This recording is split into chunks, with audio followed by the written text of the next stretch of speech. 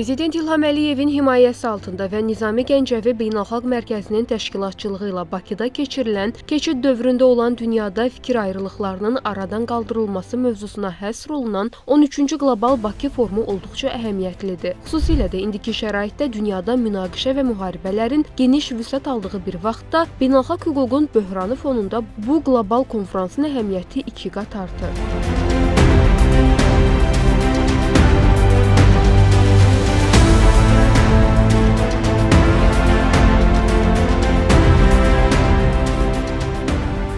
Konfrans dünya üçün ciddi aktuallıq təşkil edən məsələyə həsr olunub. Belə ki, son illərdə qlobal miqyasda böyük iqtisadi, hərbi və informasiya böhranları yaşanır. Baş verən dağıdıcı müharibələr, başqa ölkələrin ərazi bütövlüyü və suverenliyinə müdaxilələr fonunda 2-ci Dünya müharibəsindən sonra formalaşmış təsisatların fəaliyyətsizliyi və beynəlxalq hüququn sıradan çıxdığı açıq-aşkar görünür. Bu aspektdən də təhlükəsizlik, sabitlik və müdafiə hər bir ölkənin gündəliyində duran əsas məsələlər olmalıdır. Belə bir vaxtda 13-cü Qlobal Bakı Forumunda keçirilən sessiyalar parçalanmış mövcud mənzərənin müxtəlif sahələrdə hərbi güc, iqtisadi məcburiyyət, enerji asılılığı, texnoloji imkanlar, informasiya nəzarəti və strateji təchizat marşrutlarında necə təzahür etdiyini araşdırır.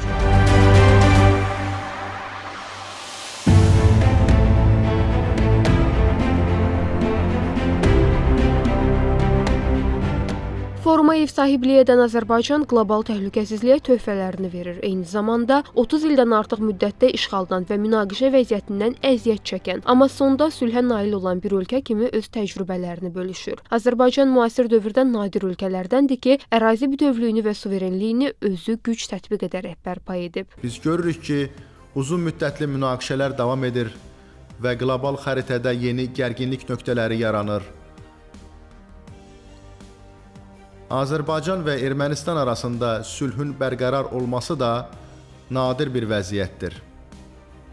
2023-cü ilin sentyabrında baş verən son qanlı toqquşmadan 2025-ci ilin avqustunda sülhün əldə edilməsinə qədər müddət 2 ildən az çəkdi. Hesab edirəm ki, bu normallaşmanın görünməmiş sürətidir və güclü siyasi iradənin mövcudluğu və düşmənçiliyin əbədiyyətə qədər davam edə bilməyəcəyinin, müharibənin sona çatmalı olduğunun dərk edilməsi sayəsində mümkün oldu.